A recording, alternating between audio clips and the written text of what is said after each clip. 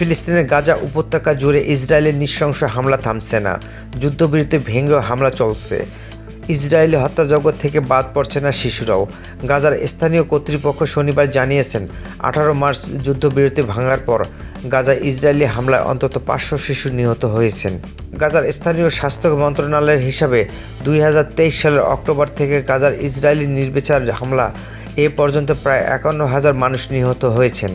আহত হয়েছেন অন্তত 1,00,000 মানুষ। নিহত ব্যক্তিদের মধ্যে 15,000-এর বেশি শিশু রয়েছেন বলে চলতি মাসের শুরুর দিকে জানিয়েছিলেন জাতিসংঘের শিশু তহবিল ইউনিসেফ। আহত হয়েছেন 34,000-এর বেশি শিশু। গাজা চলমান নৃশংসতার মধ্যে 19 জানুয়ারি যুদ্ধবিরতি শুরু হয়। পরে সেই যুদ্ধবিরতি ভেঙে 18 মার্চ আবার হামলা শুরু করে ইসরায়েলি বাহিনী। শনিবার গাজার সিভিল ডিফেন্সের মুখপাত্র মাহমুদ বাসাল জানিয়েছেন, যুদ্ধবিরতি লঙ্ঘনের পর থেকে গাজায় অন্তত 500 শিশুকে হত্যা করা হয়েছে। এই সময় নিহত মোট ফিলিস্তিনির সংখ্যা 1,500-এর বেশি। শনিবারও গাজার বিভিন্ন প্রান্তে হামলা চালিয়েছে ইসরায়েলি বাহিনী।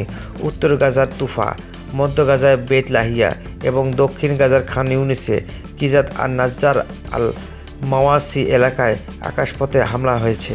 এতে এক নবজাতক সহ 15 জন নিহত হয়েছেন। ইসরায়েলের হামলায় নিহত এই শিশুর একটি হাত বিচ্ছিন্ন হয়ে যায়। কয়েক ঘন্টা পর তার মৃত্যু হয়।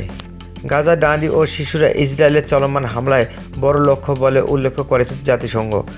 জাতিসংঘের মানবাধিকার বিষয়ক হাই কমিশনারের মুখপাত্র রাবিনা সামদাসানি শুক্রবার বলেছেন, 18 মার্চ থেকে 19 এপ্রিল পর্যন্ত গাজায় 224টি বিমান হামলার ঘটনা ঘটেছে। এর মধ্যে 36টি হামলায় নিহত ব্যক্তিরা হলেন সবাই নারী ও শিশু।